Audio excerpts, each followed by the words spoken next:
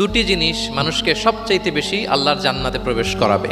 একটি হচ্ছে তাকওয়াল্লাহ, আল্লাহর ভয়, আর একটি হচ্ছে হুসনুল খুলুক, সুন্দর আচরণ। রিপিট, আমি আবারও বলছি, দুটি জিনিস মানুষকে সবচাইতে বেশি আল্লাহর জান্নাতে প্রবেশ করায়। একটি হচ্ছে আল্লাহর ভয়, তাকওয়াল্লাহ, আর একটি হচ্ছে সুন্দর আচরণ, হুসনুল খুলুক।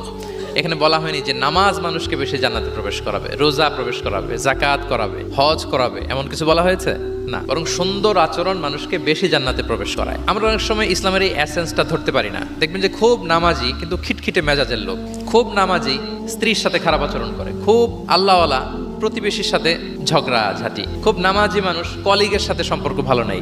এরকম লোক আমাদের সমাজে আছে না নাই বলেন? তার মানে ইসলামের যে ট্রু এসেন্স এটা ধরতে পারে নাই। আশেপাশের নেইবরের সাথে, কলিগের সাথে, বন্ধুদের সাথে, সহপাঠীদের সাথে যে ভালো আচরণ করতে হয়, গুড বিহেভিয়ার করতে হয়, এবং এটাই যে আমাকে সবচেয়ে বেশি জান্নাতে প্রবেশ করানোর মাধ্যম হতে পারে, এটা আমরা ভুলে যাই। প্রিয় বন্ধুরা, আমরা যেন এই ব্যাপারটাকে ছোট মনে না করি। সবচেয়ে বেশি জান্নাতে মানুষকে প্রবেশ করায় তাকওয়াল্লাহ, হুসনুল খুলুক, আল্লাহর ভয়, আর একটা কি সুন্দর আচরণ। অনেক ছোট ছোট বন্ধুদেরকে আমি দেখতে পাচ্ছি অডিয়েন্সের মধ্যে। আমরা আমাদের সহপাঠীদের সাথে, বন্ধুদের সাথে ভালো আচরণ করব তো আজকে থেকে? হ্যাঁ, সাউন্ড খুব অল্প হয়েছে, আমি শুনি নাই, আরো জোরে করবো কিনা?